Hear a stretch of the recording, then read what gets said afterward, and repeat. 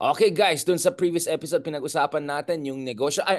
Pinag-usapan natin yung flood control, infrastructure projects, pinag-usapan po natin yung reclamation, ano ba nangyari dyan. Pinag-usapan natin ang election, parating ng election, baka ibang flooding ang nakikita natin dun sa mga walang itemized na budget na dami nagsasalita na anong nangyayari dyan. Now, in fairness naman to BBM, and I think that's why yung anecdotes na shinare mo, ka-Shogun, Sir Ronald, DPWH Secretary, pwede ka rin pala, hindi lang DILG. Tatakbo bang senador yung DPWH? Sino ba yung DPWH?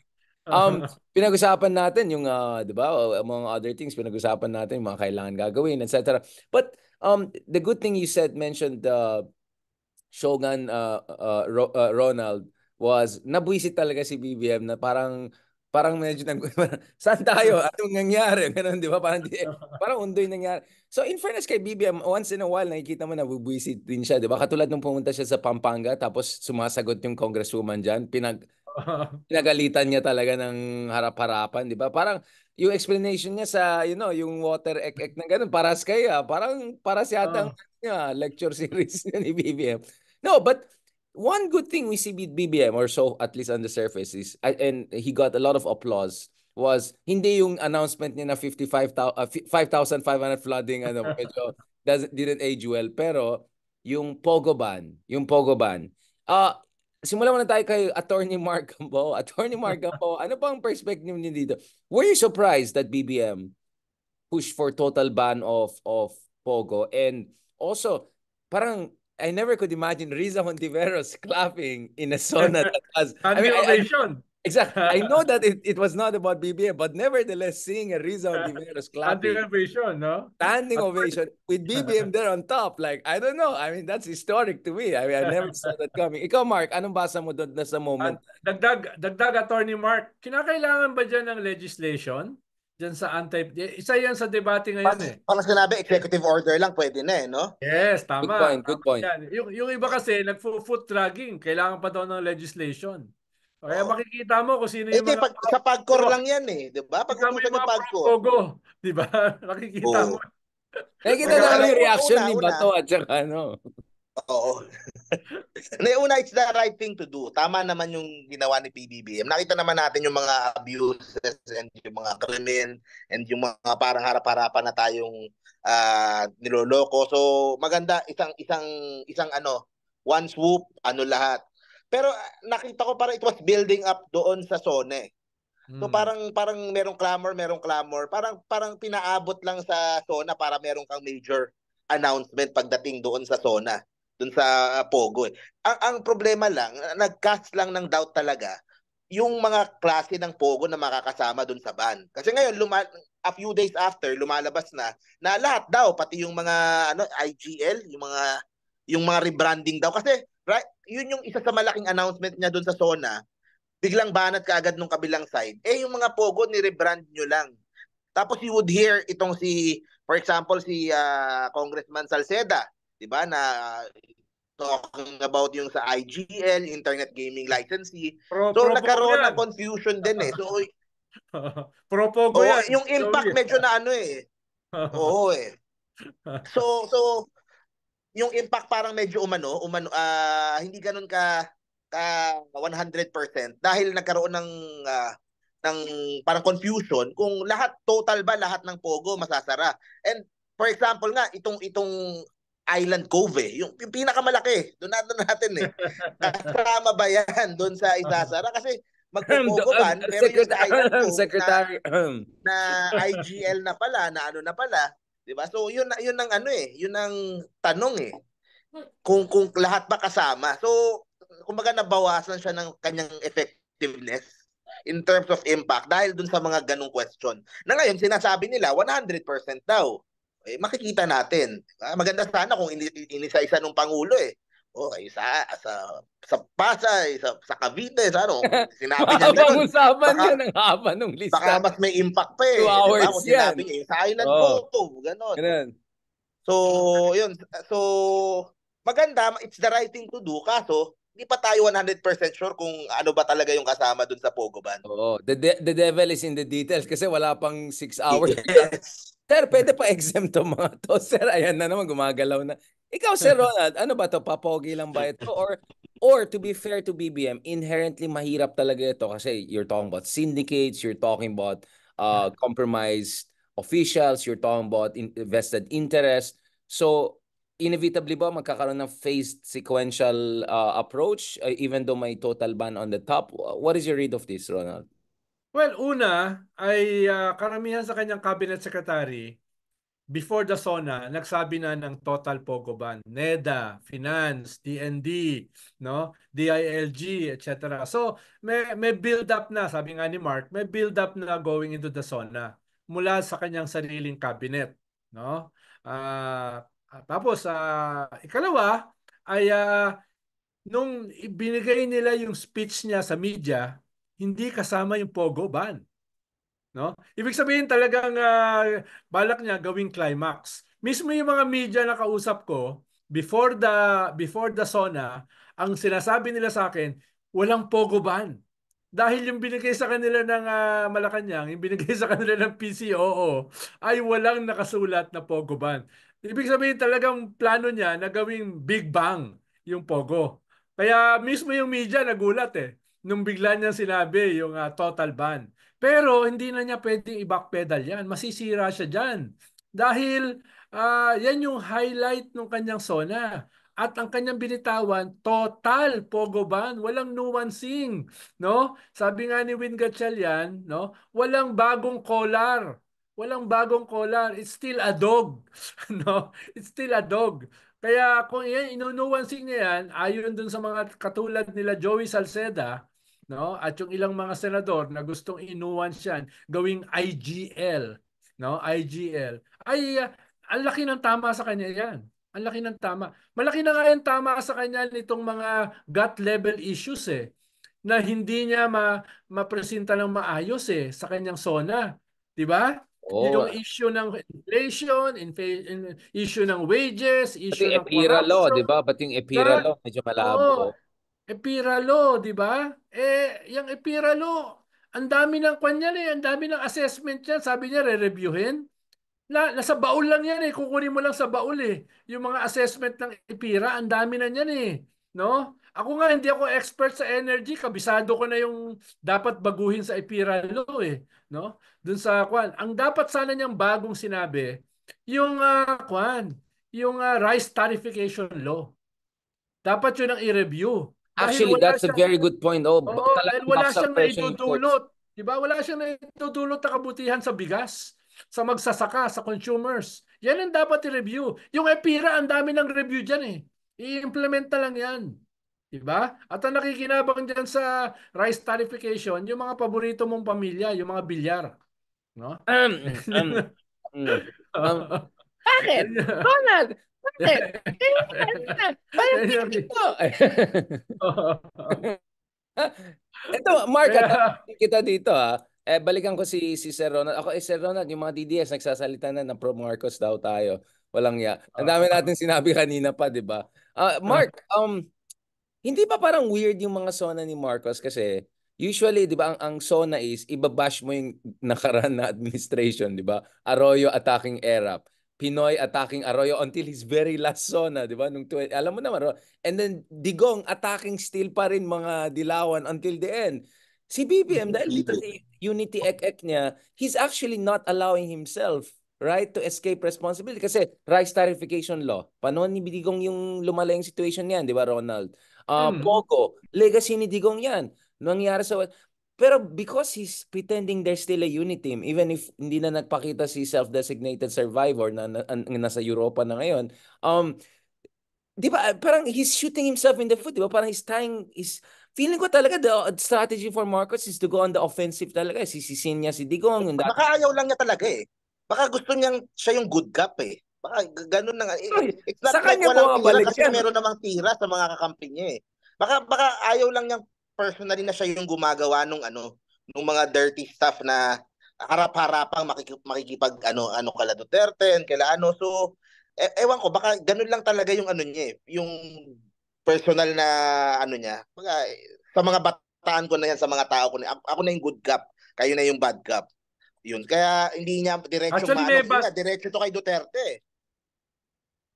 Actually, may banat naman siya, hindi lang ganun ka-direct.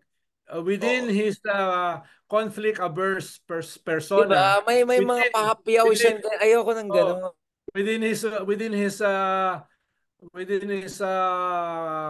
passive-aggressive persona, halimbawa, nung sinabi niya na bloodless yung kanyang anti-drug campaign, walang extermination. Ginamit Oh, niyang may word extermination eh. That ano was doon. a clear jab do sa kanyang predecessor. Walang extermination, di ba? Yun yung sinabi niya, bloodless pero effective. Yun yung ikalawa, yung hindi ito kathang isip itong West Philippine Sea. 'Di ba? Hindi ito kathang isip. We will not waver, no? Dahil ang tawag diyan ni Digong kathang isip, pirasong papel na dapat itapon sa basura, no? Tapos yung Pogo, malinaw naman nag-flourish siya noong panahon ni Digong. Yun lang ang gusto ni Big R, mas diretso, no? Katulad ng barubala natin dito sa ating episode, no? Kasi Dito gusto ng kasi no mercy Bardaguls, eh. diba? No, no Bardaguls, diba? mercy eh. Oh. Sa Mata akin lang naman, ni Harry Roque ang walang tama rito eh, no? yung konting moments na tumitira si BBM, parang mas impactful tuloy. Kasi bihira lang siya humirit eh. So, Exactly. magugulat ka talaga kapag humirit na. Paano, naghihintay lang yan pag ICC na. Naghihintay lang yan pag... So, mas may impact pag doon na siya humirit kapag nagsalita na siya ng ano. Ikaw kasi Kasi Mark, nga, paras kayo ng personality ni BBM, paras kayong conflict averse. kaya medyo nagigets ko siguro eh. Oo nga, Baka feeling ko ayaw, sa atin ako tatlo, Pangulo, ikaw ako eh. masusunod dapat eh. Oo. Di ba? Kung ayoko makipag-away, kayo na Ako makipag-away rin, para conflict sa akin. averse din ako eh. Oo. Conflict averse ka pag walang sapuko. Ako may sapuko. No, pero Mark, di ba? I mean, eto na yung panahon niya to defend himself. Kasi I wanna be fair. Isa sa malaking dahilan na hindi niya maayos itong rice at saka food commodity issues, kulang na kulang ng pera ng gobyerno dahil ginastos lahat ng ginastos lahat ng COVID time, di ba? Dami niyang pwedeng sisisihin sa dating administration, di ba? Or I mean, ginagawa ni Digong yan kahit unfair na nga ginagawa. And gumagana siya. I think people like Banat eh. Banat style sauna also to a certain degree because Pinoy also did that. Di ba Ronald? Until his last sauna, binabanat niya si Aroy. It works eh. That works. So feeling ko nagpapakamartir siya dito. He's taking all the punches. Quite unfairly, I would say. Because si Digong had really bad legacy. Itong mga DDS nagsasalita, parang ang ganda ng legacy nila kay BBM. Baksak economy, baksak ang fiscal resources, daming namatay, palpak sa West Philippine Sea, yung China ay naging spoiled na, di ba? I mean, all of these things. So feeling ko, Mark, I get what you're saying, but he's taking unnecessary punches. Tuloy, he's, 17 points behind Sara in terms of approval rating? That's insane. Ano bang ginawa ni Sara? Exactly. Wala siyang ginawa kaya hindi siya sinisisi, di ba? Baka dapat siguro mas maingay lang yung mga nagpo-proxy na banat for him. Kasi parang hindi din ganun ka-effective Pagod na din si din Ronald eh. justify. Pagod na si Ronald. Tingnan mo. Ayaw niya na mag-ano. Tama yung Sa sabi ni gobyerno mismo, yung mga... tama yung sabi ni Mark, at the very least, dapat meron siyang tiga-tira. Halimbawa, hanggang ngayon, wala siyang spokesperson, Mark Attack eh. dog. Diba? Wala siyang attack dog eh. Wala siyang political affairs. Tapos sa cabinet niya, wala namang nagdedepensa sa kanya o bumabanat. Diba? Walang ganun eh. So... Puro mga congressman nga eh. Mga congressman yung umaatake, mga congressman yung... Ngayon lang ako nakita ng ganun eh. Diba nagpe-press con sila tapos babanatan nila yung mga kalaban ng Pangulo. Andun yung pinsan eh. Yung pinsan na lang sa kabilang barangay ang nagdi-defense sa kanya. Kaya yun. Kaya nga sabi ko nung interview ng isang araw, sabi ko, kailangan ng cabinet revamp. Cabinet revamp. Kailangan niya ng mga mas magagaling. Wait. Di ba andun si Gadon? Wait lang, may nag-comment. Bakit si Gadon? Hindi ba yun ang silbi ni Gadon, attack dog? Ano bang pinagagawa ni Gadon? Medyo nag-soften nga eh. Pero bumabanat-banat minsan. Pero medyo, doon ako nagtataka kung kailan sila na nasa pwesto. Doon sila parang useless na sila. Doon sila nag diba doon nawala yung mga Talyano, doon nawala yung parating bakit nung eleksyon ang daming mga ganon, ang daming mga atake, negative dito, o galing ba doon sa kabilang kampo yun? Kaya nung sila na wala na silang hindi sila makapagharap-harapan na na barubalan doon sa kabila. Kaya doon talaga ako nagtataka. Kaya Dito sa sabi ano, dito. ko, they won by poetry, pero when it came to prose, medyo sumablay-sablay na sila, di ba? Hanggang charot-charot lang sila ng election. Ngayon, wala na silang masabi, di ba? Believe ka ba, Tapos Big parang, R? Believe ka ba, Big totoo. R? John Stuart Mill, ang kanyang concluding remarks, di ba? John Stuart Mill. Kuha ka ba? Na-impress ka ba? Sorry naman, di ba? Medyo high level ang mga John Stuart Mill. Siyempre, UK educated to, Oxford man. Tapos napansin ko din parang wala si PBBM, wala siyang binibuild up ng mga bataan na sa kanya talaga. 'Di ba? Usually 'di ba si Digong nandiyan na si Bongo, si Bato, si mga anak niya. Sandro. Ano nangyari kay Sandro na wala? Sa, Sandro is doing mga work niya as congressman, pero sayang yung kunyari if I was advising them, sayang yung opportunity na for Sandro to be a proxy for his dad eh. Kasi may mga proyekto naman, may mga ginagastos naman, may budget eh. So, yun nga, kulang yung build up dun sa mga next generation na mga iano nila eh, na sa kanya talaga, na sa Marcos talaga. Kasi yung mga kaalyado nila ngayon, di ba, anytime, hindi natin, baka ano din, pero wala eh. Kasi sinusubukan nila sa kay speaker, di ba? Kaso si speaker naman, yung sa branding, hindi din maitama ng tamang direksyon talaga. Ibaloy ka na So, naman, Mark. ang daming nasasayang na opportunity for them. Ang Yung naiwan kabila, doon, ang galing sa branding. ang naiwan doon, Mark, na tikatira, si Kwan na lang eh, si Tonying na lang eh. Mm. wala na, wala na ako nakikita tikatira doon. Hindi mo si Katon niya, hindi mo din maintindihan minsan kung nakasinto, minsan kasama ni ganon, minsan kasama din ni ganito. 'Di ba nawala yung si Si Thinking First Pinoy Lady lang bumalik yata sa umatak eh. SONA. Pero ang soft ni Thinking Pinoy, hindi na kasing suplada, kasing Nakita niyo sa PTV, sa SONA, si lumampas silang Nieto. lahat eh. Lampas-laputan. Pati So, si Daryl Yap eh, puro na banat kay Kwan eh. Kay BBM eh. Lantara na eh. ayun eh. So ang tanong is parang overall, yung direction eh. Ano ba ang next na direction talaga nung sa PBBM na Kasi kung wala, 'di ba? Kumbaga sila Sara naka sila eh. Kumbaga naka-laser focus sila eh. Ito gagawin natin. Di-destabilize natin, lalabas natin yung ganitong video, lalabas natin yung ganyang Si Sara bi-build up natin, si Baste bi-build up natin, si ganito, si Robin Padilla bi-build up natin. Si Philip Salvador, gagawin natin senador. May direction yun ang parang hindi ko makita ng diretso kay kay PBBM.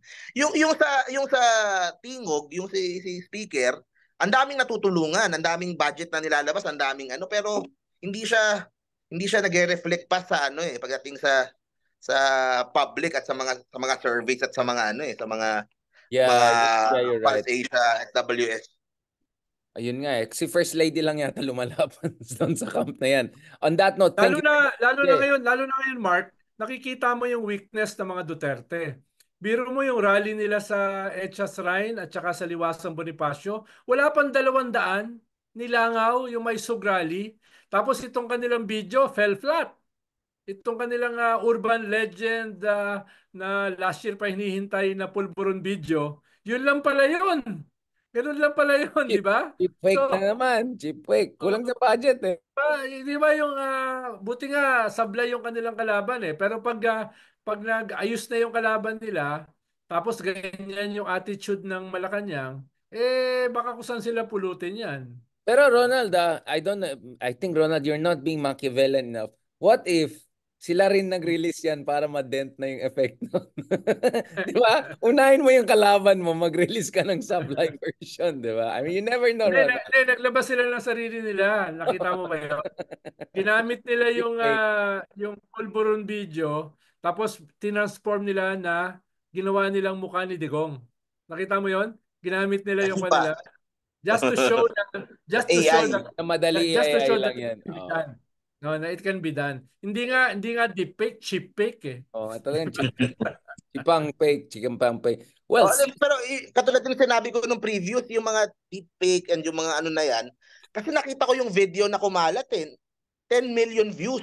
Ang dami. Sa 10 million na yun, merong porsyento na maniniwala eh. Yun ang Yun ang inaasahan ng mga Meaning damage kabilang done. kampo eh. Oh, Oo damage eh, done. may damage pa din eh. So masyadong soft lang yung response. Yun lang yung ano ko, yun Oo. lang yung Si Mark ngayon, ikaw nagsabi masyadong soft ng response. Kanina ko pa sinasabi na bakit hindi more aggressive. Tapos ngayon, si Mark, diba? So I think in the end, you all agreed with me. So thank you very much. On that note, I think now, pwede natin pag-usapan ang pinakamagaling na vice-presidente. Si Angat Buhay ba or si ano? Ayan, pag-usapan natin guys. On that note, thank you very much. And looking forward to our next episode.